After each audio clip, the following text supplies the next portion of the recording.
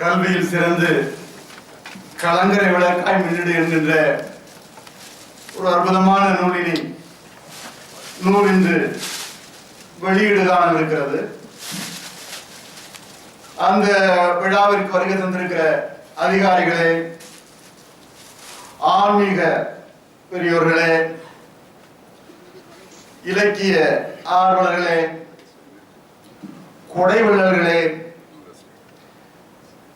இப்படி பலரும் சூழ்ந்திருக்கின்ற இந்த அருமையான அவையில் இவற்றை பற்றி, அதாவது இந்த கவிதை நூலினை பற்றி பேசுவதற்கு ஒரு அரிய வாய்ப்பு எங்களுக்கு கிட்டி இருக்கிறது. இந்த இதுவரை வெளிவந்த நூலிலேயே இதுதான் தலை சிறந்தது என்றோ, இனிமேல் இது மாதிரியான ஒரு நூல் வருவதற்கான வாய்ப்பு இல்லை என்றோ சொல்லி எங்களை எங்கள் அண்ணன் அழைக்கவில்லை. நீங்கள் என்ன கருதுகிறீர்கள் அந்நூலை பற்றி, அதை பற்றி பேசுங்கள் என்று எங்களிடம் பணித்திருக்கிறார்கள். அண்ணன் அன்பழகனார் புதுமை தேனியை பற்றி சொல்லுகிற பொழுது, அவர் இந்த மாதிரியான புதுமையான நிகழ்ச்சியை செய்வதனால் அவர் புதுமை தேனியா, இல்லை புதுமை தேனி என்கின்ற ஒரு பட்டம் இருப்பதனால் இப்படி புதுமையாக செய்கிறாரா என்பது ஒரு பட்டிமன்றத்துக்கு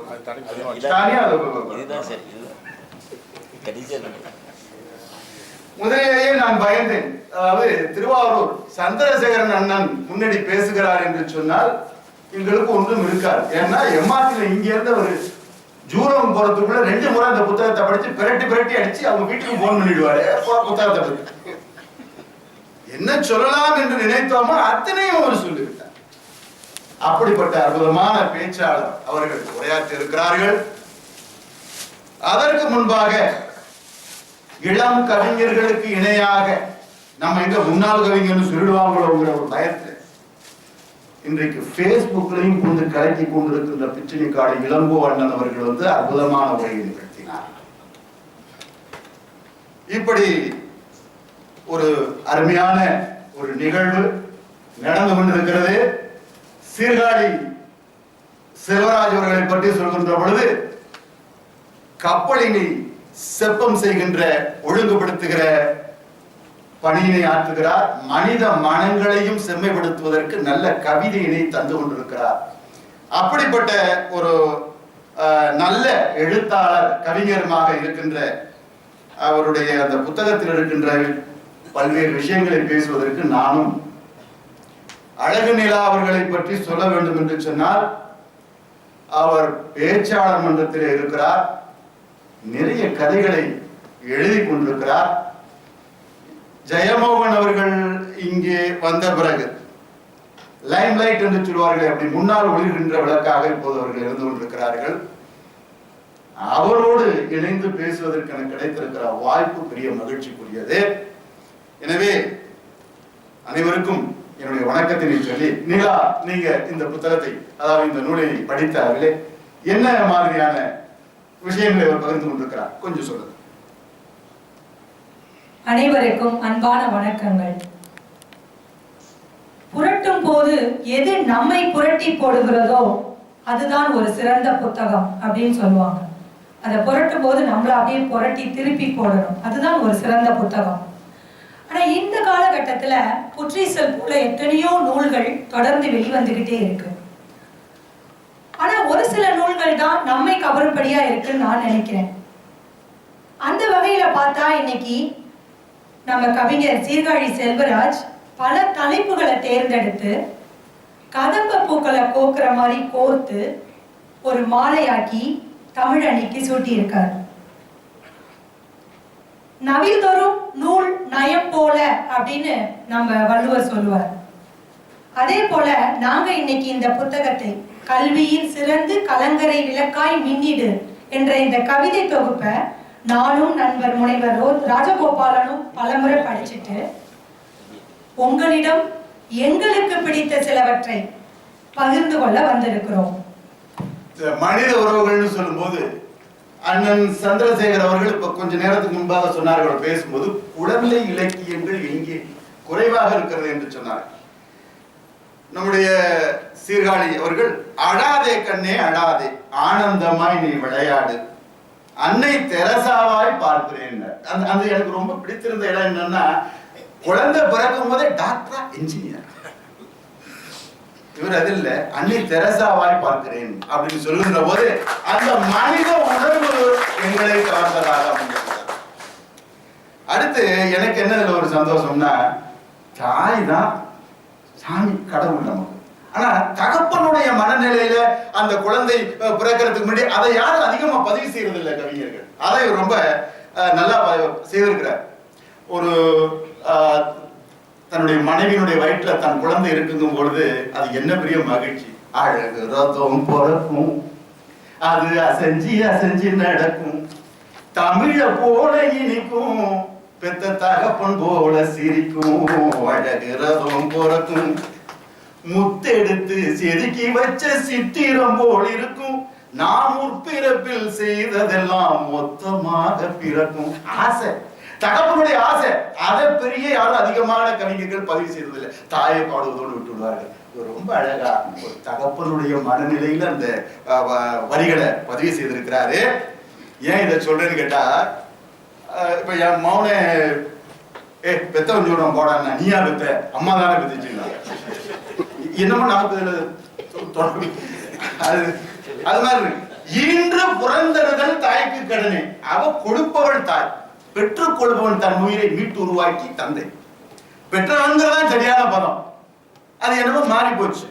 எனவே அந்த வகையில அருமையான கவிதையை அவர் தீட்டி இருப்பது எனக்கு மகிழ்ச்சிக்குரியது. ஏன் இதை சொல்றேன்னா, அடுத்த வரையில மழலையாய் மாறுவேன் சின்ன பாப்பா, உன்னை மகிழ வைக்க பாடுவேன் சின்ன பாப்பா. இது ஒரு சாதாரண வரிகள், குழந்தைக்காக பாடுகின்ற ஒரு சாதாரண வரி. மழலையாய் மாறுவேன்னு குழந்தைகிட்ட போயிட்டு அதுக்கு 2 வயசு, அதை எழுப்பி உட்கார வச்சு தொல்காப்பியத்திலே 2000 ஆண்டுகளுக்கு முன்பு நம்முடைய அது என்ன நினைக்குது, இங்க வந்து மாறிட்டோமே, அப்ப எதுக்கட்டாலும் திட்டுறாங்க, அதுக்கு என்ன தெரியும், அதுகிட்ட என்ன மம்மு சாப்பிட்டியா, அது மாதிரி பேசணும். மழலையாய் மாறுவேன் சின்ன பாப்பா அப்படின்னு சொன்னார். என்ன அந்த குழந்தைய பாரதிதாசன் சொல்லுவான், அழகிய பொன் உருக்கின் சிற்றுடல், இரு நீல கண்கள், ஒளிவிடும் பவள செவ்வாய், ஒரு பிடி கரும்பின் கைகால், கட்டி கட்டி கட்டி திங்கலாம் குழந்தைய. அந்த அந்த மாதிரி அவ்வளவு ஆசையா இருக்கும். அந்த உணர்வை அந்த அந்த அந்த குழந்தைய கொஞ்சுகிற போது அனுபவிக்க முடியும். அந்த மகிழ்ச்சியை அழகா சொல்லி இருக்கிறார்.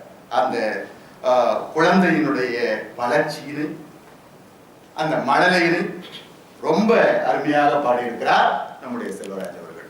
சொல்லுங்க. அப்பா அப்பாக்களுக்கு இவ்வளவு ஆதங்கம் இருக்கும்னு எனக்கு இன்னைக்கு தான் தெரிஞ்சுக்கிட்டேன். உண்மைதான், எப்பொழுதுமே தாயை தூக்கி பிடித்து தந்தையை பின் நிறுத்தி வைக்கிறது தான் கவிஞர்கள் எழுத்தாளர்களின் வேலையாகவே தொடர்ந்து இருக்கு. சமீபத்துல ஒரு பாடல் வந்தது, தந்தைக்கும் தாயமுதம் சுரந்ததம்மா என் தங்கத்தை மார்போடு அணைக்கையிலே அப்படின்னு. அதாவது தந்தைக்கும் அந்த தாய்ப்பால் சுரக்குது அப்படின்னு அந்த கவிஞர் ரொம்ப அழகா பதிவு செய்திருந்தார். உங்களோட ஆதங்கம் என்னால புரிந்து கொள்ள முடிகிறது. ஆனா இதே நம்ம கவிஞர் சீர்காழி செல்வராஜ் தனக்கு பிடித்த வரிகள் இந்த புத்தகத்துலன்னு தன் தந்தையை பற்றி எழுதல, அன்னையை பற்றி தான் எழுதியிருக்கார். அதுவும் ரொம்ப வருத்தத்தோட தன் தாயின் அந்த இறப்பை பதிவு செய்திருக்கிறார். கடல் கடந்து மகன் சென்றான் வேலைக்காக, காத்திருந்தால் வருவான் என உயிரை போக்க, மனமுருகி கண்ணீரால் நனைந்தே போனாள், மரணத்தின் வாசலிலே உறங்கி போனாள். அதாவது ஒரு வெளிநாட்டு வேலைக்காக வந்து போக முடியாத அந்த தாய் மரணத்தின் வாசலிலே உறங்கி போனாள்னு, அதை விட ஒரு தாய் இறந்த வழியை அவ்வளவு அழகா அதில் பதிவு செய்திருக்கிறார். எல்லா குழந்தைகளுக்கும் நீங்க தகப்பன்கள் என்னதான் செய்தாலும் தாய் எங்களை அடித்துக் கொள்ள முடியாது என்பதுதான் உண்மை. 100க்கு 100 அதுதான் உண்மை. நீங்கள் என்ன வேணாலும் பேசிக்கொள்ளலாம்.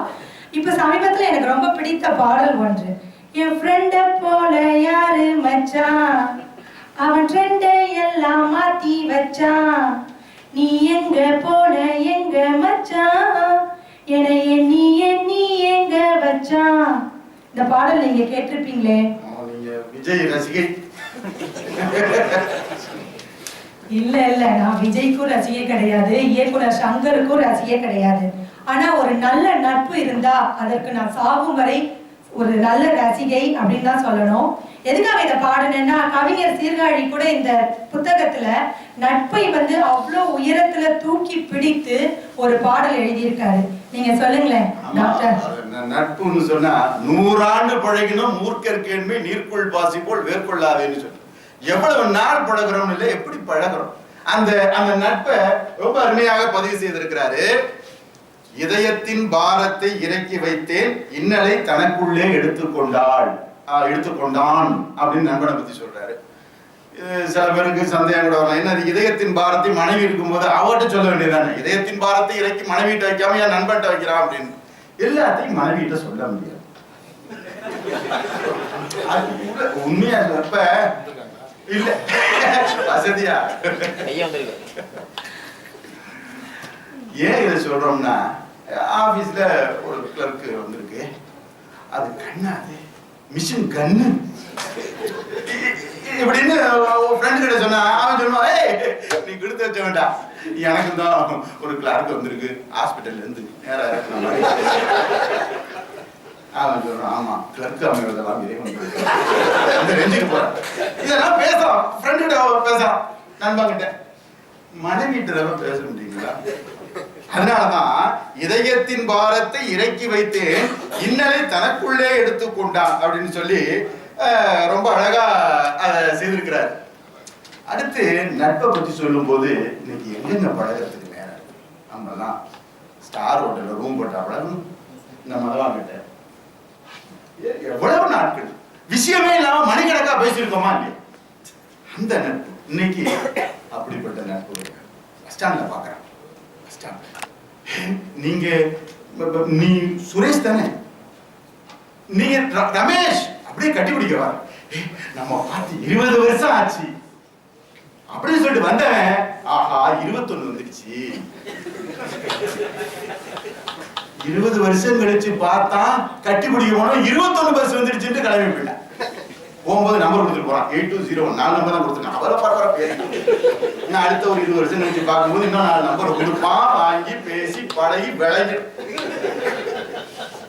நண்பன் சொல்லும்போது எப்படி சின்ன வயசுல எப்படி இருப்ப, கொடி மாதிரி இருப்ப, இப்படி முன்னாடி ஒரு ஸ்டாண்டும் பின்னாடி ஒரு ஸ்டாண்டுமா நிக்கிறியாடா, உனக்கு இது கஷ்டமா இல்லையாடா, பேசணும்ல. அங்க மட்டும் என்ன வாழுது, கர்லிங் கிராப்பா இருக்காரு. இப்ப சிங்கப்பூர் ரோடு மாதிரி இடையில என்ன ஆச்சு, இப்படி இதெல்லாம் பேசணுமா? 21 வந்துட்டுன்னு சொல்லி 20 வருஷமா பார்க்காதவன் கிளம்பி போயிட்டான். இன்னைக்கு நிலவரம் அப்படி இருக்கிறது. சொல்லுங்க நீலா. நீங்க மனித உறவுகளை ரொம்ப அழகா சொன்னீங்க. அவர் குழந்தையை பற்றி பேசியிருக்கார், நட்பை பத்தி பேசியிருக்கார் அப்படின்லாம் சொன்னீங்க. ஆனா எனக்கு வந்து இந்த சமூக சீர்திருத்த ஒரு கவிஞன் எப்பொழுதுமே காதலை பற்றி, இயற்கையை பற்றி, அழகியலை பற்றியே பேசிக் கொண்டிருப்பதை விட சமூக சீர்திருத்த கருத்துக்களை தன் தொகுப்பில் பதிவு செய்வது மிக அவசியம் தோணுது எனக்கு. அந்த வகையில எனக்கு ஒரு கவிதை ரொம்ப பிடித்திருந்தது. சற்று நேரத்துக்கு முன்னாடி தலைவர் வேற வந்து பெண் அடிமைலாம் எதுவும் கிடையாதுங்க, ஆண் தாங்க அடிமை அப்படின்னு அப்படிலாம் பேசினாரு. ஏன்னா அவருக்கு மனைவி அவர் கூட்டிட்டு வரல இவர மாதிரி, அதனால இவங்கெல்லாம் இப்படிதான் பேசுவாங்க. ஆண்களுடைய மிகப்பெரிய பலமே நாங்க உங்களுக்கு கொடுத்துட்டோம்னு சொல்லியே வைக்கிறது தான் அவங்களுடைய பலம். இப்ப இந்த மேடையிலேயே பாருங்க, பெண் அடிமை இருக்கா இல்லையா பாருங்க, எத்தனை பேர் ஆண்கள் எத்தனை பேர் பெண் பாருங்க. 33% கூட இல்ல, சதவீதம் கூட இல்ல. நான் இந்த கவிதையை கட்டாயம் பதிவு செய்தே ஆக வேண்டும். எனக்கு கவிஞர் சீர்காழியோட கவிதையை படிக்கிறதுக்கு முன்னாடி புரட்சி கவி பாரதிதாசன் கவிதை தான் ஞாபகம் வந்தது. பெண்ணடிமை தீரும் மட்டும் பேசும் திருநாட்டில் மண்ணடிமை தீருதல் முயல் கொம்பே அப்படின்னு பாவேந்தர் பதிவு செய்திருப்பார். நம்ம அந்த காலத்து பழமொழி பாத்தீங்கன்னா, பொம்பளை சிரிச்சா போச்சு புகையில விரிச்சா போச்சுலாம் சொல்லியிருக்காங்க. ஆக பெண் வந்து இப்பதான் வந்து வெளிவர்றாங்க, உலகத்துல சிறிதாதான் முன்னேற்றம் அடைஞ்சுகிட்டு இருக்காங்க. இன்னமும் அந்த பெண்ணடிமைத்தனம் இருக்குங்கிறத அவர் ரொம்ப நேர்மையா ஒத்துக்கிட்டு பதிவு செய்திருக்கிறாரு. அது வந்து அந்த தலைப்பு பாத்தீங்கன்னா கவிதைக்கு திறவுகோள்களை ஏற்காத பூட்டுகள் அப்படிங்கிற ஒரு தலைப்புல பெண்கள் 2 விதத்திலையும் இருக்காங்க. ஏரோப்ளேன்ல ஓட்டுற பெண்களும் இருக்காங்க, விமானத்தை ஓட்டுற பெண்களும் இருக்காங்க, விமானமே பார்க்காத பெண்களும் உண்டு இந்த தரணியிலன்னு சொல்லியிருக்காரு. விண்ணில் பறந்திடும் பெண்கள் உண்டு, இங்கே விஞ்ஞானம் மறந்த பெண்களும் உண்டு அப்படின்னு தொடங்குற அந்த கவிதையில எனக்கு ஒரு வரி ரொம்ப பிடிச்சது. சொத்தில் சரிசமம் சொல்லிடுவர், முழு சொத்தையும் மகனுக்கே எழுதிடுவர். சொத்தில் சரிசமம் சொல்லிடுவர், முழு சொத்தையும் மகனுக்கே எழுதிடுவர். நம்ம ஊர்ல நீங்க பாத்துருக்கலாம், புருஷன் பொண்டாட்டியை போட்டு சத்துன்னு சாத்தி போடி அப்பா வீட்டுல போய் பணத்தை வாங்கிட்டு வா, வரதட்சணை சரியா கொண்டு வரல, போய் காசு வாங்கிட்டு வா, உனக்கும் சத்துல பங்கு இல்லைன்னு அனுப்புவான். இவன் வீட்டுக்கு இவன் தங்கச்சி வந்து நிப்பா, அண்ணே வீட்டுக்காரன் அடிக்கிறான், காசு கொடுங்க, உனக்கெல்லாம் செய்ய வேண்டியதெல்லாம் செஞ்சாச்சு, கிளம்பு. ஆம்பளைனா எனக்கு தான் சொத்து, நான் தான் இந்த இதுக்கு வாரிசு அப்படின்னு ஒரு முரணான கருத்துக்கள் பதிவு செய்யப்படுறது. எனக்கு அதுதான் தோணுச்சு. இதுக்கு என்னதான் தீர்வு, இந்த பெண்ணடிமைக்கு என்னதான் தீர்வுங்கிறத ஏற்கனவே தலைவர் சொன்ன மாதிரி பெண்ணுரிமை காத்திடும் அரசு வேண்டும், அதுவே பெண்ணாட்சியாய் மலர்ந்திட வேண்டும் அப்படின்னு அழகா அதுக்கான தீர்வையும் சொல்லியிருக்காரு. நீங்க இதை பத்தி என்ன நினைக்கிறீங்க? வரதட்சணையினுடைய கொடுமையை அவலத்தை பற்றியும் அவர் குறிப்பிட்டிருக்கிறார். படிச்சீங்களா? கட்டாயமா. அதை எப்படி மறக்க முடியும்? பெண்ணடிமையை பற்றி பேசும் பொழுது வரதட்சணையை பற்றி பேசாமல் இருக்க முடியுமா? ஒவ்வொரு பூக்களுமே சொல்கிறதே வாழ்வென்றால் போராடும் போர்க்களமே. இந்த பாடல்ல அந்த பூக்கள்னு சொன்னது பெண்களைத்தான் நான் நினைப்பேன் எப்பயுமே. ஏன்னா அந்த பெண்களுக்கு வரதட்சணைங்கிற அந்த கொடுமை நடக்கிறதுனால வாழ்க்கை போர்க்களம் இல்ல, ரணகளமா இருக்கு அவங்களுக்கு. அதை தன்னுடைய கவிதை தொகுப்புல ரொம்ப ரொம்ப அழகா பதிவு செய்திருக்கிறார்.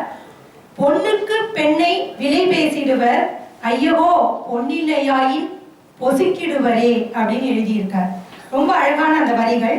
இன்னொரு இடத்துலயும் வரதட்சணையை தொற்று நோய் பதிவு செய்திருக்கிறார். நான் யோசிச்சேன், எப்படி வரதட்சணை தொற்று நோயாக இருக்க முடியும்? உண்மையில் வரதட்சணை ஒரு தொற்று நோய் தான். ஒரு குடும்பத்துல அவனுக்கு அந்த பையனுக்கு இவ்வளவு கொடுத்தாங்க, இந்த பையனுக்கு நம்ம இவ்வளவு வாங்கணும், என் பொண்ணுக்கு இவ்வளவு செஞ்சேன், அந்த பொண்ணுக்கு அவ்வளவு செய்யணும், அந்த குடும்பத்துல அவ்வளவு செய்யறான், இந்த குடும்பத்துல நம்ம இவ்வளவு கேட்கணும். சமூகம் சமூகமாக, குடும்பம் குடும்பமாக, ஜாதி ஜாதியாக பரம்பரையா அது நம்மள தொற்றிக்கிட்டே வந்துகிட்டு இருக்குங்கிறதுக்கு அவர் அது வரதட்சணையை ஒரு தொற்று நோய் எழுதியிருக்காரு கவிஞர். வாழ்ந்திடவே கனவு கண்டு வாழ்வினை வெறுமையாக்கி பெண்மைக்கு வித்திட்டு பேய் குணங்களுக்கு ஆளாகி தீராத வேதனையில் தீயிலே கருக வைத்திடுமே வரதட்சணை தொற்று நோய் அப்படின்னு ரொம்ப அழகா சொல்லியிருக்காரு. நீங்க பாத்தீங்களா? அத வைரமுத்துவர்கள் பொன்னெல்லி வைத்தால்தானே பூமாலை தோளில் ஏறும், இல்லாத ஏழைக்கெல்லாம் பொல்லாத கண்ணீர் கோலம்னு அழுவார் இந்த அவள நிலையை. அதே மாதிரி உங்க பூன்னு சொன்னீங்கல்ல, அவன் நினைவு வந்து பூவை பற்றி, பூக்களிலே நானும் ஒரு பூவாய் தான் பிறப்பெடுத்தேன், பூவாய் பிறந்தாலும் பொன்வரல்கள் தீண்டலியே நான் பூமாலை ஆதலியேன்னு ஒரு முதிர்கண்ணி அழுகிற காட்சியை பூ மேத்தா பதிவு செய்வார். ரொம்ப அருமையா சீர்காழி அவர்கள் இந்த கவிதை படைத்திருக்கிறார். அப்படியே சிரித்து போகிறேன் இந்த மாதிரி வரிகள். அப்படி ஒரு இருக்கிறது. நிலா ஏதோ கொஞ்சம் சீரியஸா போயிட்டு இருக்கிற மாதிரி இருக்கு, கொஞ்சம் மகிழ்ச்சியா வேற மாதிரி அவருடைய. ஆமா, நான் கூட நினைச்சேன், என்ன இது சீர்காழி செல்வராஜ் வீட்டு விசேஷத்துக்கு வந்திருக்கோம், ஒரு பிரியாணி போடாம ஒரே தயிர் சாதமா போட்டுக்கிட்டு இருக்காங்களேன்னு எல்லாரும் நினைச்சிட்டு இருப்பாங்க. நம்ம அந்த பிரியாணியை போட்டுலாம்னு நினைக்கிறேன். பிரியாணின்னா என்ன, காதல் அந்த கிளுகிழப்புகள் அது மாதிரி சொல்றாங்கன்னு நினைக்கிறேன். கட்டாயமா அதை பத்தி தான் பேசணும். கவிஞர்களுக்கு இல்லைன்னா கோபம் வந்துடும்ல. ஆமா, இங்க அந்த சில கவிஞர்கள்லாம் இருக்கிறாங்க. அதுல முழு நேரமும் பேஸ்புக்ல உட்காந்து அதை பாக்குறேன். இப்ப நான் பார்த்து கொண்டு இருக்கிற கவிஞர்கள்லாம் அது ஒரு மாதிரியான கவிதைகள் அதை பேசுவோம். ஏன்னா உண்மையா சொல்லணும்னா காலையில 5:30 மணிக்கு எழுவேன். எழுந்து கம்ப்யூட்டர் திறந்தோம்னா அண்ணன் ஏபி ராமன் அவர்கள் என்ன பண்ணுவாங்கன்னா, பல பத்திரிகைகளை படிச்சு தொகுத்து ஒரு செய்தியாக்கி அதில் போட்டுருவார். அதை படிச்சுட்டோம்னா உலக நிலவரம் முடிஞ்சு போச்சு. யாக ரமேஷ் இங்க சிங்கப்பூர்ல இருக்கிற என்னென்ன நிகழ்ச்சி நடக்க போதோ அதை போட்டுவாரு. அதை படிச்சுட்டோம்னா உள்ளூர் நிகழ்ச்சி முடிஞ்சு போச்சு. 2 படிச்சுட்டு நாங்க வேலையை பார்த்துட்டு போயிட்டு இருந்தோம்.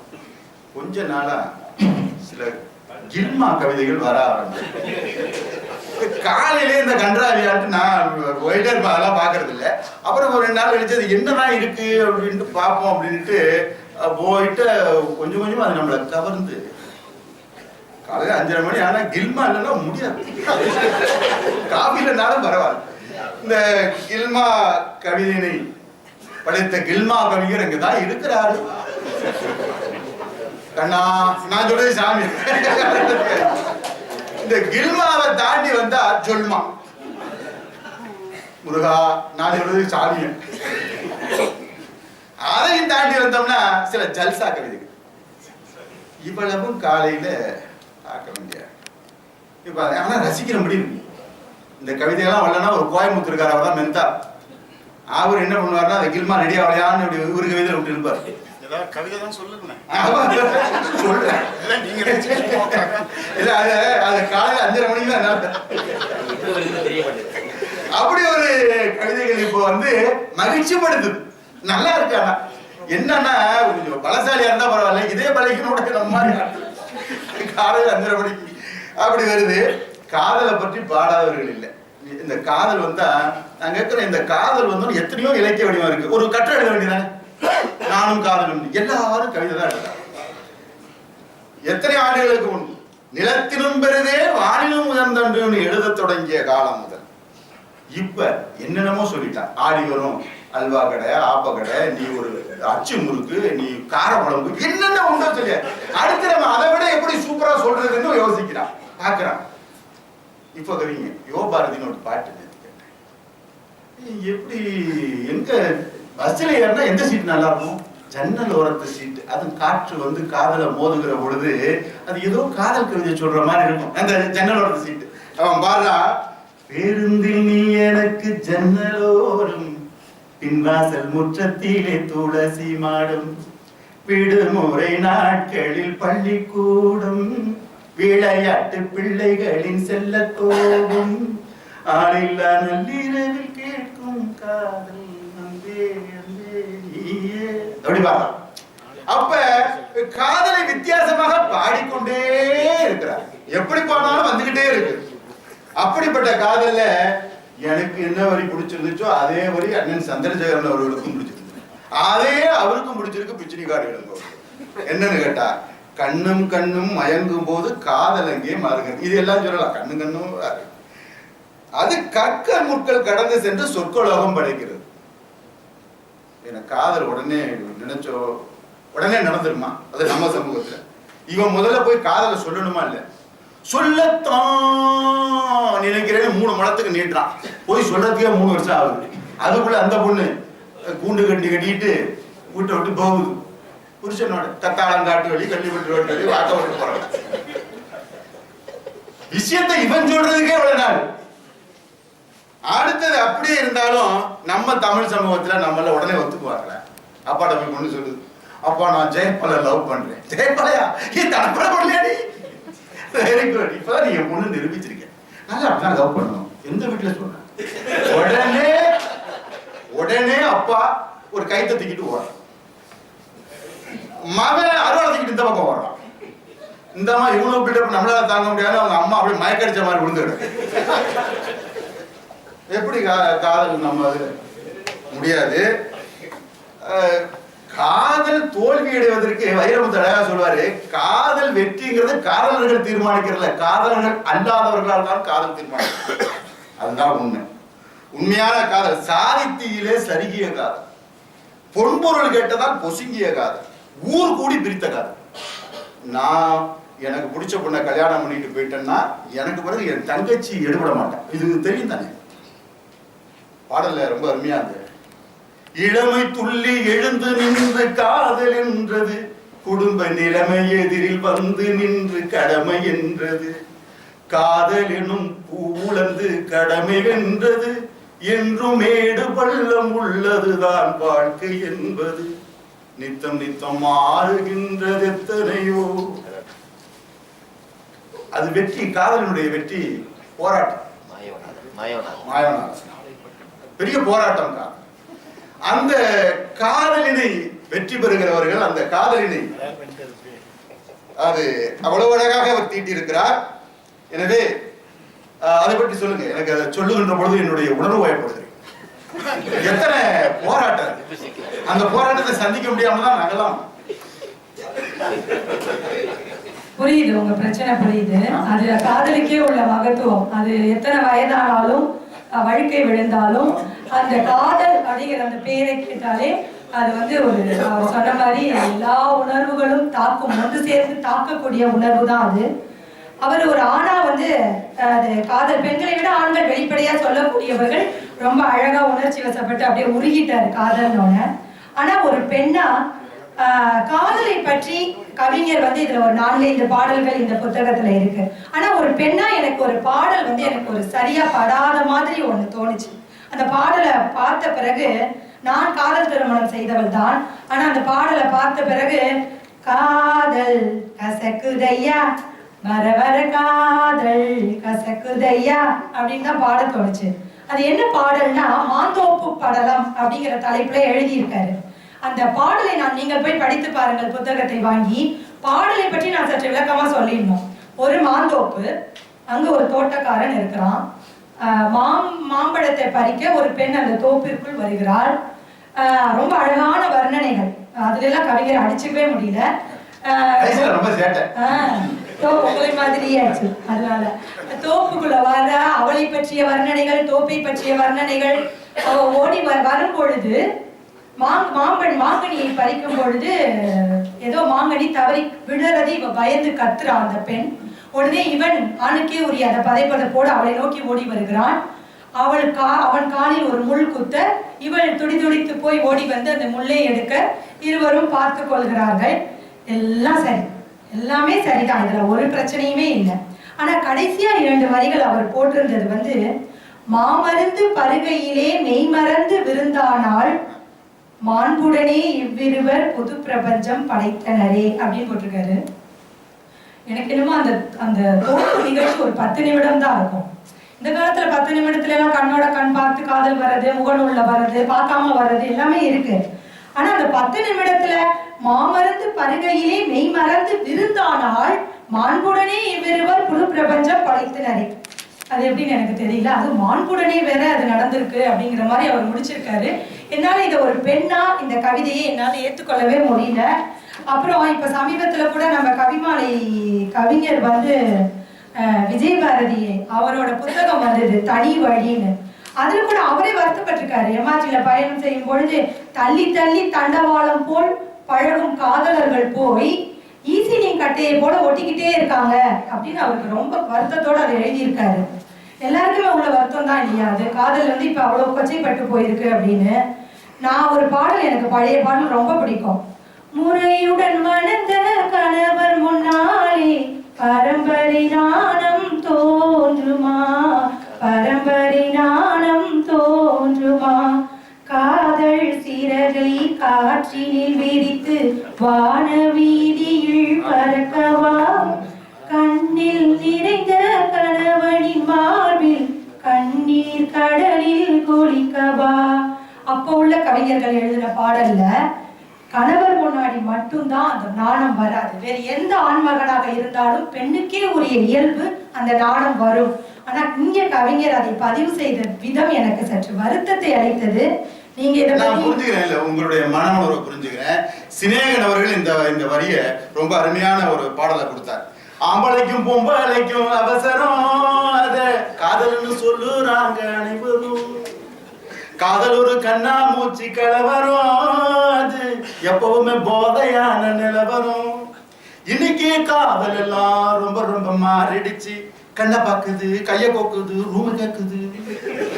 எல்லாம் முடிஞ்ச பின்னும் ஃப்ரெண்டுன்னு சொல்லிக்கிட்டு வாடுறவங்க ரொம்ப பேருடா, கெட்டு பாருடா. இப்ப காதல் தோத்துட்டா யாரும் சாவதே இல்ல, அத 1 தோத்துட்டா 2 இருக்குது உள்ள. இப்ப நான் தேவதாஸ் எவனும் இல்ல. இப்படி பாட்டு இருக்கு. நேரத்தை அவர் பாத்துக்கிட்டு இருக்காரு எங்க அண்ணா. எங்க பிடிச்சி காதல் எடுத்துருவாரோங்கிற பயம் எனக்கு வேற. கொஞ்சம் விரைவா போவோம். அதனால இன்னொன்னு நட்டினை பாடல் என்னென்றால், நட்டினை பாடலையும் இதை வந்து ரொம்ப அழகா இந்த நீங்க சொன்னீங்களே, இந்த கூச்சம் பரம்பரை நாணம் என்ற வரிகளை சொன்னீங்களே. நட்டினையில ஒரு மறந்தனம் திறந்த கால்முடின்னு, அதாவது ஒரு விளையாண்டுகிட்டு இருக்காங்க, சின்ன வயது பிள்ளைகள் எல்லாம் விளையாடுறாங்க. கிச்சி கிச்சி தாம்பாளம்னு நம்ம பகுதியில் விளையாடுவோம். மணலை குவிச்சு வச்சுட்டு விளையாடும் போது அதுல ஒரு புங்கை காய வச்சு கை அப்படி வைக்கணும். அது மாதிரி ஒரு விளையாட்டு. இந்த பிள்ளை மறந்துட்டு போயிட்டான். மழை பெஞ்சது, முளைச்சு வந்தோடனே அந்த பொண்ணு அதுக்கு தனக்கு கொடுக்குற அந்த பால் தேன் இதெல்லாம் கொடுத்து அதை வளர்க்கு. அம்மா சொல்றா, இது உன் தங்கச்சி மாதிரி, இது உன் தங்கச்சி மாதிரி. மறந்தனம் துறந்த கால்முளையாகி நெய்பை தீம்பால் பெய்தினி வளர்ப்ப அப்படின்னு சொல்லி இது உன் தங்கச்சி மாறின்னு சொல்லிட்டேன். இது ஒரு நாளடைவுல ஒரு நாள் கொள்ளைய பக்கம் வந்து நின்றுக்கிட்டு இந்த காதலியை கூப்பிடுறோம், வா இந்த மரத்துக்கிட்ட வா, நல்ல மரமா இருக்கு, கொஞ்சம் மரவா இருக்கு. அவ சொன்னா வர முடியாது. எந்த இடத்துல என்ன கூப்பிடுறேன், அது யார் தெரியுமா? என் தங்கச்சி. மரம் உன் தங்கச்சியா? என் தங்கச்சி அப்படின்னு. அதுக்கு பிறகு அந்த போய் அதை வேற மாதிரி பார்த்தா பொழுந்தியால அதே மாதிரி அப்படிப்பட்ட ஒரு செடி கொடிகளுக்கு இடையில கூட பூச்சப்படுற சமுதாயத்துல எழுதியிருக்கிற. ஆனா நான் தப்பா எடுத்து இப்படி கூட இருக்கான். ஏன்னா கவிக்கு என்ன நினைச்சு எழுதுறாங்கன்னு தெரியாதுங்க. அவங்க வந்து கணவன் மனைவியா கூட இருந்திருக்கணும். வீட்டுல இந்த பையனுடைய அம்மா சைக்கோவா இருந்து சேர விடாம இது ஏதோ இந்த பக்கம் மாத்த தெரியும். அதான் இருக்கா அவரு கவிஞர் இங்கதான் இருக்கிறாரு, போகும்போது கேட்டுக்கலாரு. அடுத்து வந்துருவாங்க. சொல்லுங்க நிலா, அண்ணன் இருந்துட்டாரு. நீங்க 1000 சொல்லலாம், ஆனால் புத்தகத்துடைய தலைப்பு எனக்கு இன்னும் ஒரு மாணவர்களுக்கு மாதிரி பெற்றது. ஏன்னா கல்வியில் சிறந்து கலங்கரை விளக்காய் மின்னிடுன்னு சொன்னதுனால எனக்கு அதை கொஞ்சம் சரியாக போட்டிருக்கலாமோ என்று ஒரு எண்ணம் வந்தது. ஆனா இப்ப அவர் வந்து கவிதையில வந்து ஒரு அழகியலை பத்தி சொல்லியிருக்காரு. அந்த பாடலை பாத்தீங்களா? அந்த பாடலை நான் பாடுறேன், உங்களுக்கு அந்த பாடலை கேட்டோன்னே என்ன நினைவு வருதுன்னு பாருங்க. மணி அடிக்குது மணி அடிக்குது, மாதா கோயில் மணி அடிக்குது, ஒளி கொடுக்குது ஒளி கொடுக்குது, ஒத்துமையை எடுத்துரைக்குது, புலி உருமுது புலி உருமுது. இந்த பாடல எழுதியிருக்கிறாரு. அண்ணன் நேரம் குறைவுன்னு சொன்னதுனால ஒரு விஷயத்துல இந்த மாந்தோப்பு என்று சொன்ன வரிகள் கூட வாலி அவர்கள் எப்படி பண்ணாங்க? வாலி வந்து அதுக்கு ஒரு எல்லையை நிர்ணயிச்சாரு. இதே காதல் இதே மாந்தோப்பு படம் தான். ஆனா வாலியும் ஒரு பாடல் அதுல கொடுத்திருக்காரு. நான் மாந்தோப்பில் நின்றிருந்தேன், அவன் மாம்பழம் வேண்டும் என்றான், அதை கொடுத்தாலும் கேட்கவில்லை, என் கண்ணம் வேண்டும் என்றான் அப்படின்னு அதுல ஒரு வரி வரும். அதுலயும் வந்து காதலன் காதலிக்கான எல்லையை அந்த வாலிப கவிஞன் ரொம்ப அழகா பதிவு செய்திருப்பார். அந்த வரி உங்களுக்கு தெரியும் நினைக்கிறேன், பாடுங்க. அவ தாலி கட்டு முன்னாலே தொட்டாலே போதும் என்றே துடி துடிச்சா அப்படின்னு வரி வரும். அடுத்த வரி அவ வேலி கட்டும் முன்னால வெள்ளாம ஏது என்றே கதை அடைச்சா. அந்த மாதிரி கதவை அடைக்காம விட்டுட்டாருங்கிறதுல ஒரு வருத்தம் இருந்தாலும் அருமையான கவிதைகள். ஏன்னா பின்னாடி அண்ணன் நிக்கிறது எனக்கு பெரிய டிஸ்டர்பன்ஸா இருக்கு. அதனாலதான் கொஞ்சம் தடுமாற்றமா இருக்கு. நம்ம முடிச்சிருவோமே. அருமையான கவிதைகள் சொல்லியிருக்காரு. இந்த சிங்கப்பூருக்கு நீங்க சொன்னீங்கல்ல, இப்ப மெட்டுக்கு பாட்டு எழுதுற மாதிரி இருக்கு. அவரு ட்ரை பண்றாரு சினிமா. ஏன்னா ஒரு இடத்துல சிங்கப்பூருக்கு போகலாமடி தங்கம் சாங்கியில இறங்கலாமடி, சின்ன சின்ன தீவு தானடி தங்கம் சுற்றி பார்க்க ஆசை தானே காசு பணம் சேர்க்கலாம் அப்படின்னு எழுதியிருக்கிறாரு. எனக்கு ஒரு பாடல் நினைவு வருது. பட்டணம் தான் போகலாமடி தங்கம் பணம் காசு தேடலாமடி அப்படி ஒரு பாட்டு வந்தது. அதெல்லாம் கேட்டு நம்மளும் சினிமாவுக்கு பாட்டு எழுதணுங்கிற ஒரு நோக்கத்துக்கு வந்துட்டாருன்னு நினைக்கிறேன். ஒன்றே ஒன்று, இனிமேல் நிலா அவர்களே நீங்கள் தொகுத்து சுருக்கி சொல்லிடுங்க. ஏன்னா நேரம் கருதி பின்ன அண்ணா இருக்கிறாருங்கிற ஒரு பயம் நான் நிறுத்திக் கொள்கிறேன். அது அவர் வந்து தமிழகத்தின் திரைத்துறைக்கு மட்டும் போக ஆசைப்படல, அதையும் தாண்டி அப்படியே அமெரிக்க அதிபரை பற்றி கூட எழுதியிருக்காரு, ஒபாமாவை பற்றி. அந்த வரிகள் ரொம்ப அழகா இருந்தது. சிந்தனையின் சிற்பியாம், சிகாகோவின் தலைமகனாம், சீர்திருத்த தொண்டுகளால் சீரும் சிறப்பும் பெற்றவரே, அமெரிக்க மண்ணினிலே ஆப்பிரிக்காவை நட்டவரே, ஆசிய பண்பாட்டை ஆழமாய் பதித்தவரே அப்படின்னு ஒபாமாவை பத்தி கூட எழுதியிருக்காரு. எனக்கு இதுல ரொம்ப பிடித்த பாடல் அவருடைய சுமை தாங்கிகள். அதாவது வெளிநாட்டு ஊழியர்கள் வந்து எப்படி வந்து கஷ்டப்படுறாங்கிறத ரொம்ப அழகா எழுதியிருக்காரு. உற்றார் உறவினர் உயர்த்திட வாழ்வில் பற்றாக்குறையை பரிகாரம் காண தம் சுற்றம் பிரிந்து சுகபோகம் இழந்து சுபிட்சம் தேடிடும் சுமை தாங்கிகள் அப்படின்னு அந்த வெளிநாட்டு ஊழியர்களோட வழியை பதிவு செய்திருக்கிறாரு. ஆக மொத்தத்துல இந்த புத்தகத்தை நாங்கள் படித்த பிறகு வள்ளுவர் சொல்வது போல குணம் நாடி குற்றமும் நாடி அவற்றுள் மிகை நாடி மிக்க கொள்ளல், அந்த வகையில பார்த்தால் ஒரு சில குறைகளை புறம் தள்ளிவிட்டு நாம் மிகுதியான குறைகளை வைத்து இந்த கவிதை தொகுப்பை பார்த்தால் நிறைகளை வைத்து இந்த புத்தகம் வந்து நாம் ஒவ்வொருவரும் படிக்க வேண்டிய புத்தகம். நம் குழந்தைகளுக்கும் இதை படிக்க கொடுக்க வேண்டிய ஒரு நூல் என்று நினைக்கிறேன். இப்படி ஒரு அருமையான கலந்துரையாடலை ஏற்பாடு செய்து அதில் என்னோடு பங்கு பெற்ற முனைவர் டாக்டர் ராஜகோபாலன் அவர்களுக்கு எனது நன்றி. இந்த அரிய வாய்ப்பினை தந்த புதுமை தேனி மா அன்பழகன் அவர்களுக்கு எங்களது மனமார்ந்த நன்றிகளை தெரிவித்துக் கொள்கிறோம். கவிஞர் சீர்காழி செல்வராஜ் அவர்களுக்கும் எங்களது நன்றி. எங்கள் கலந்துரையாடலுக்கு காது கொடுத்த உங்கள் ஒவ்வொருவருக்கும் எங்கள் நன்றி விடைபெறுகிறோம். நன்றி.